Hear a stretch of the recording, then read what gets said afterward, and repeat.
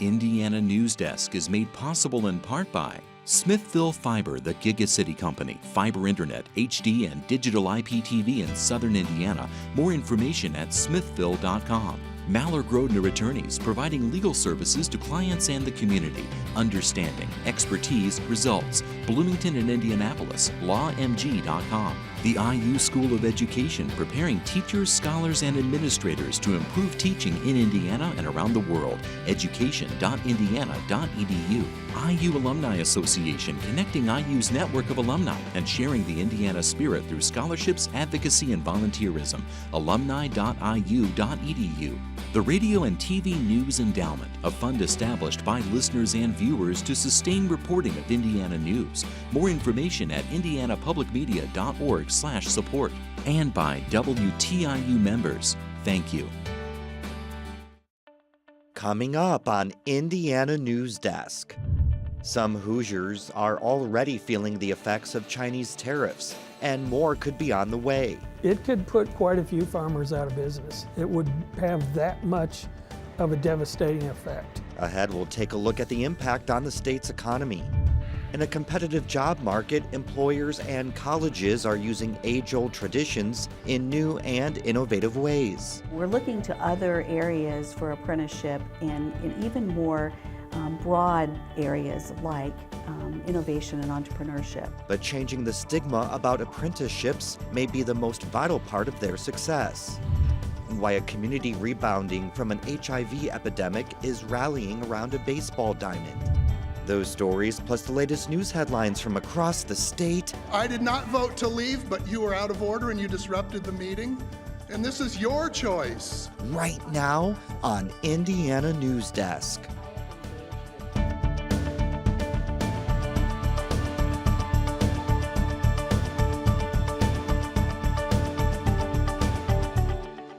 Welcome to Indiana Newsdesk. I'm Joe Wren. All the talk about a possible trade war with China has many Hoosiers worried, especially farmers.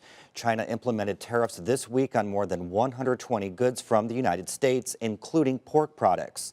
Indiana is the 5th leading pork producer in the country, so farmers here will feel the impact. And now China is threatening to add soybeans to the list.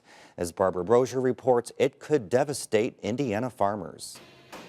David Hardin is a third-generation farmer in rural Hendricks County. There's actually 4 buildings back there, and each one of them has around 1,500 animals. Those buildings house hogs, which Hardin primarily sells in the Midwest. Some of them go to a processing facility that exports pork to other countries. As far as Hardin knows, none of his pork goes to China, so it won't be hit with the new 25% tariff. But he says that doesn't matter. If there's more pork on the market domestically because it's not moving to China, it's going to lower prices for all U.S. producers, whether they play in the export space or not. Farmers are used to coping with the unknown. Much of their job depends on factors outside of their control, like the weather. Hardin says that's what makes these tariffs difficult to accept. He sees it as something the U.S. government can control. China put tariffs on some U.S. imports to retaliate against President Donald Trump's decision to slap tariffs on imported steel and aluminum. Since the original, the idea or the notion of putting tariffs on imported steel and aluminum were introduced, we've seen, such a large drop in pork prices. It equates to about a $3,000 per week drop in our income here on our farm. Hardin's farm is one of more than 3,000 family-owned pig farms in Indiana, and they aren't the only ones who could see losses because of tariffs. China is now threatening to put a 25% tariff on more U.S. products, including soybeans. Nearly 2/3 of the soybeans grown in the U.S. go to China. A recent Purdue University study looks at 2 different scenarios and what they could mean for the U.S. We looked at a 10% tariff and a 30% tariff. And for the 10% tariff, our estimate is, we did a lot of sensitivity on it, but the average estimate was that exports to China would fall 33%, and with 30% tariff, 71%. The threat of tariffs on U.S. soybeans is coming when farmers are on pace to plant more soybeans than corn for the first time in more than 2 decades. The USDA says the largest increase will be in Indiana, where farmers will plant more than 6 million acres of soybeans this year. Frankly, the timing couldn't be worse. Because we're in a down economy for agriculture, and we're about 50% lower than we were in ag income about 4 years ago. So that doesn't bear well. White says it could be enough to put some people out of business, but it's all up in the air right now. And Hardin says that uncertainty makes it even worse. He says the futures price for pork is already declining all the way into some of his 2019 contracts. And on top of that, he's paying more to replace equipment around the farm. Many of the products, like replacement gates and flooring that we use on the farm, are made out of steel.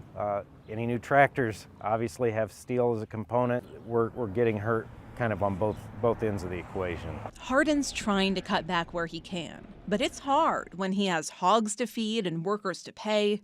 In his eyes, there's no winner in this potential trade war. For Indiana Newsdesk, I'm Barbara Brosier. China's list for potential tariffs also includes planes and automobiles. Now, it's unclear when the country could decide to implement them or when China could decide whether to implement tariffs on soybeans.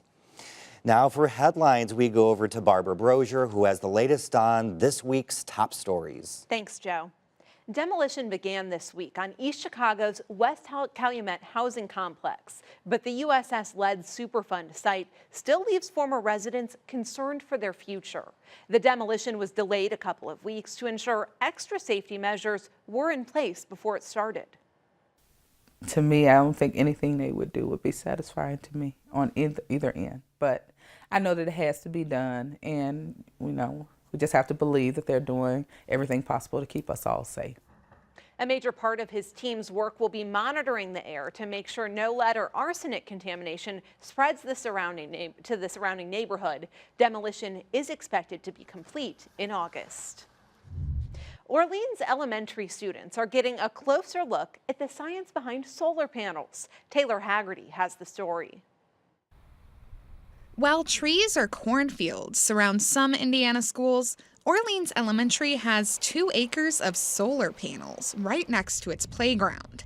5th graders spent an afternoon learning all about the panels from the engineers who installed them, and the students had a lot of questions. The solar panels are part of a passion project from the Orleans Community Schools Corporation. Superintendent Gary McClintock says they first considered solar power 5 years ago, but couldn't afford it at the time. So they focused on other ways to reduce their energy use, like LED light fixtures and a high-efficiency cooling and heating system. After we got that completed, then the timing came around where the solar panels became less expensive. There was a way to pay for those without a upfront cost. McClintock says that instead of paying more than $2 million up front, the schools will make annual payments of about $160,000. That's the amount they used to spend on electric bills. After 20 years, the panels will be paid off completely without any tax hikes or debts. McClintock says the panels have been fully operational since January. We've had some immediate results in our electric bill. Went from about $4,000 down here to $200. The benefits go beyond saving money. Now that the panels are installed, engineers are visiting to teach students all about how they work. And screens stationed around the school show students just how much power the panels have generated each week. The high school has also installed more than 4 acres of panels. McClintock says those will start providing power soon. And Orleans isn't the only community pursuing solar power. Michigan City area schools and Sheridan community schools are each powered in part by their own solar panels. For Indiana Newsdesk, I'm Taylor Haggerty. Indiana residents don't have much time to register to vote in the May 8th primary election. The deadline to register is Monday. You can register online at indianavoters.com or by texting Indiana to 28683 with a driver's license or state identification card. Individuals without those IDs can register in person at county government centers, public assistance offices, and at the Bureau of Motor Vehicles. May's primary will determine which candidates' names appear on Indiana's ballot for the November 6th general election. Two events commemorated the 50th anniversary of a speech by Senator Robert F. Kennedy this week, in which he announced the assassination of Dr. Martin Luther King Jr. to a crowd in Indianapolis. Many say the speech helped prevent riots in the city.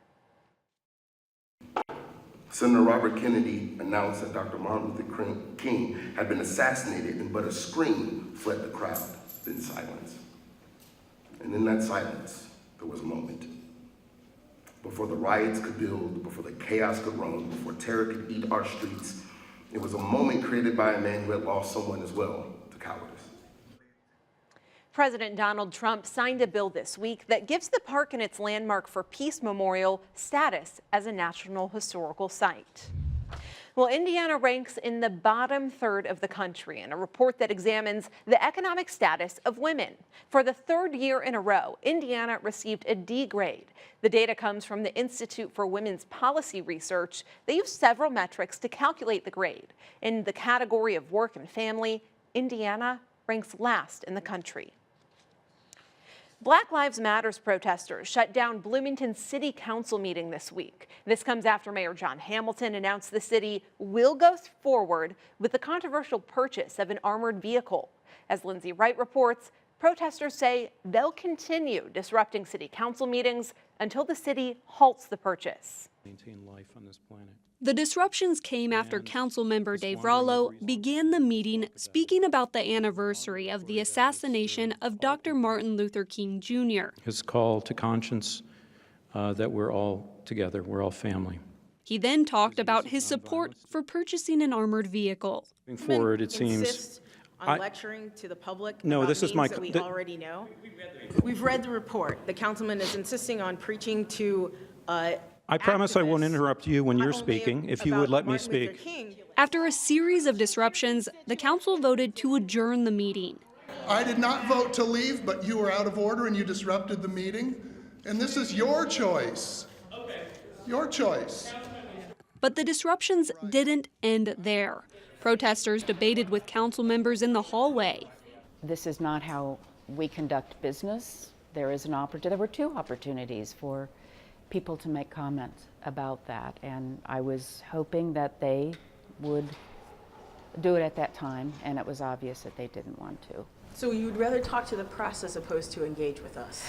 Honey, I have engaged with you. I'm sorry, I didn't mean to say honey, but I need them to know why we stopped the meeting. Protesters say they took offense to Rollo using Dr. King's words as a weapon against them. Vox Booker says the group hoped to talk about a resolution. I don't think some of the council members knew, neither did Black Lives Matter, that Councilman Rollo would proceed to lecture black activists about Dr. King and his legacy on the anniversary of King's assassination. It struck us as tone deaf, insensitive. Booker says the group will attend next week's meeting unless they hear from Mayor Hamilton. For Indiana Newsdesk, I'm Lindsay Wright.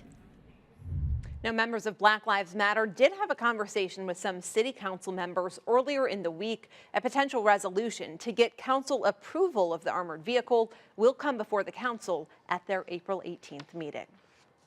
Purdue University launched its controversial joint venture with what used to be known as Kaplan University earlier this week. Officials say the newly rebranded Purdue Global is targeted toward working adults. Purdue officials say the online university's success will be measured by enrollment and graduation rates. And Joe, that was controversial, so it's something we're going to keep our eye on here. All right, thanks a lot, Barbara. Coming up next on Indiana Newsdesk. Some Indiana institutions are looking for unique models to train employees and supply companies with skilled workers. Why apprenticeships are on the rise in Indiana. 200 years after publication, Mary Shelley's Frankenstein is being celebrated across the country. We take a look at a first edition of that masterpiece. These stories and more right here on Indiana Newsdesk. The WTIU WFIU news team connects Indiana to the world. We bring you the top news of the day on radio, TV, and online. We round up the stories that have people talking each week and dig deep into the issues that affect your community the most. The WTIU WFIU news team is where you are and telling your story.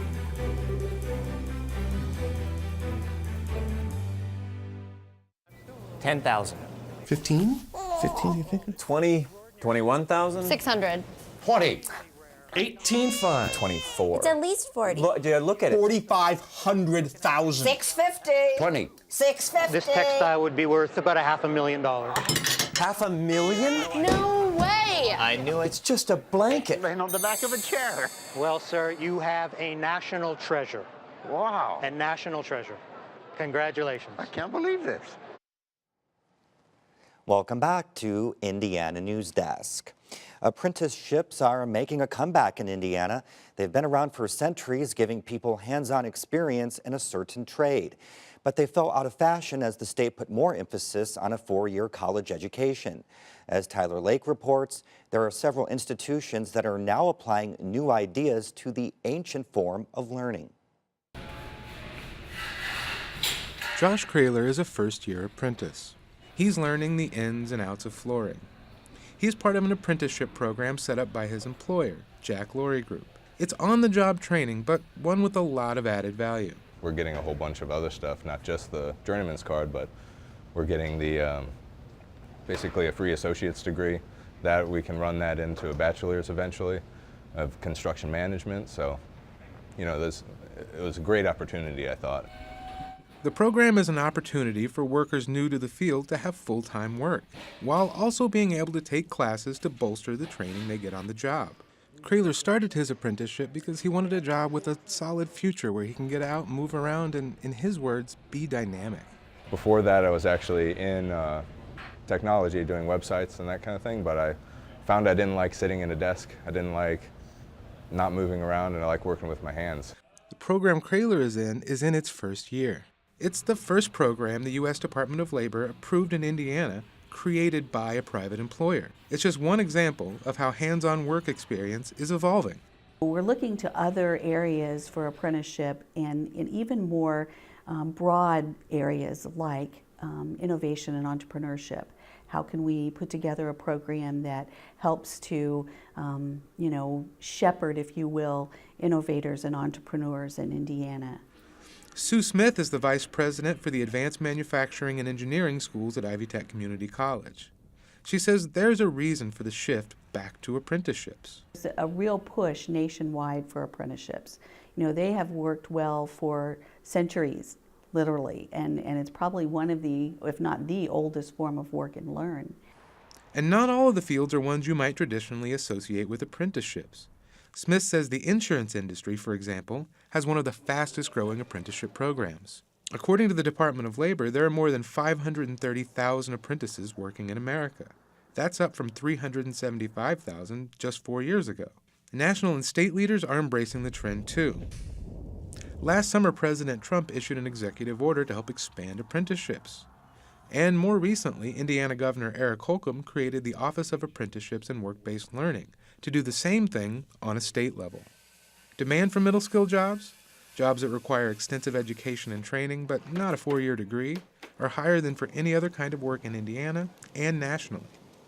And employers who are looking to fill these jobs often talk about concerns they have about finding workers who are sufficiently trained.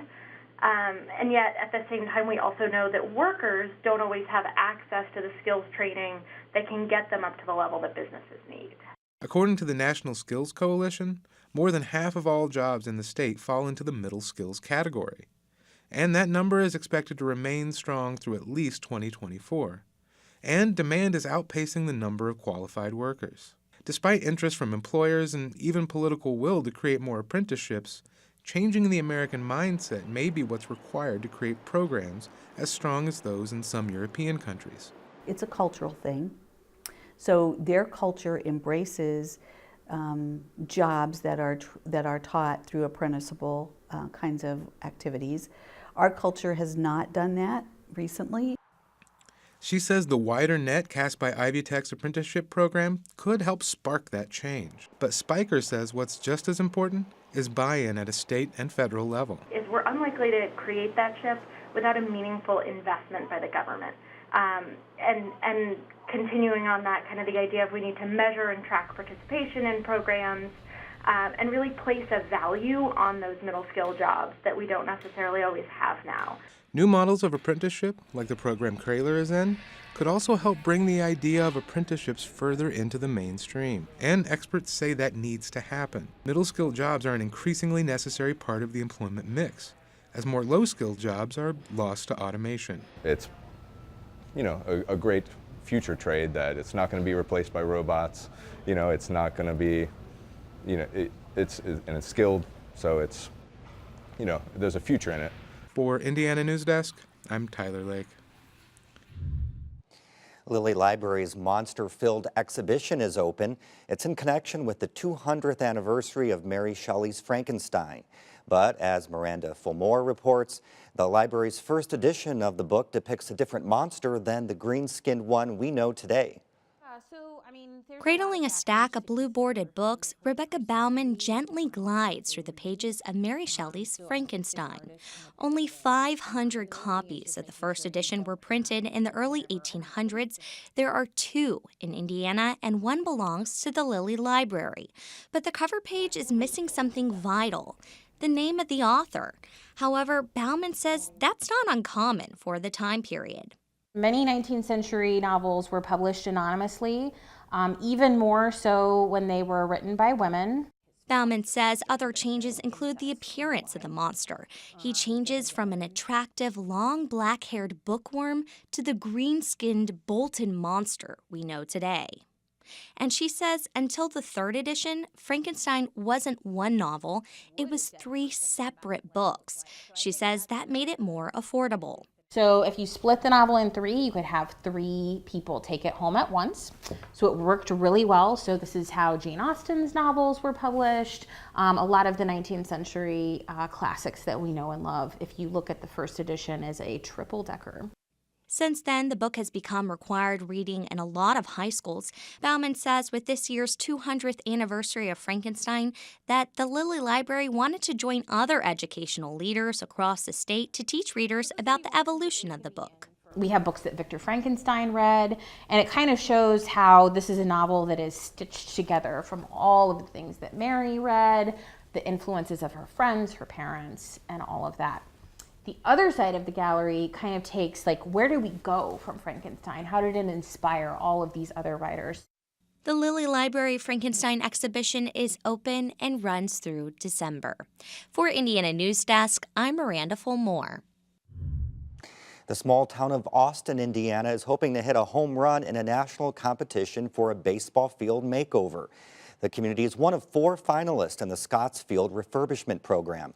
The winner gets $50,000 to renovate their field. And as Barbara Brozier reports, Austin leaders say their community is overdue for a win. If you come to Austin Community Park on a spring weekend, these stands are usually full. The town's baseball diamond is a place that brings people together, where neighbors catch up, and often you'll hear them talk about how all the focus on their small community has been on the wrong thing. I'm sure most people know Austin from its bad rap for the HIV outbreak over the last several years. This field is one of the bright spots in Austin. It's where kids can come to be kids. We try to concentrate on what we think will keep them engaged and keep them out of trouble. And then that's baseball and basketball. Kids in Austin have been rounding the bases at this park since the 70s, and it hasn't changed much since then. Until last year, there wasn't even dirt on the field. It's been band-aided for so long that it's sloped totally wrong. Drainage is terrible. The community desperately wants to see that change, and they think kids here deserve something good. A lot of our kids, they lack the resources maybe to go and play baseball in travel ball or even locally to get to a practice or a game that might be 15, 20 minutes away. For some kids, that's not feasible. There's no other fields here to play on. This is it. The winner will be decided by popular vote, which puts the community of less than 5,000 people at a bit of a disadvantage. But just to be in the running? Well,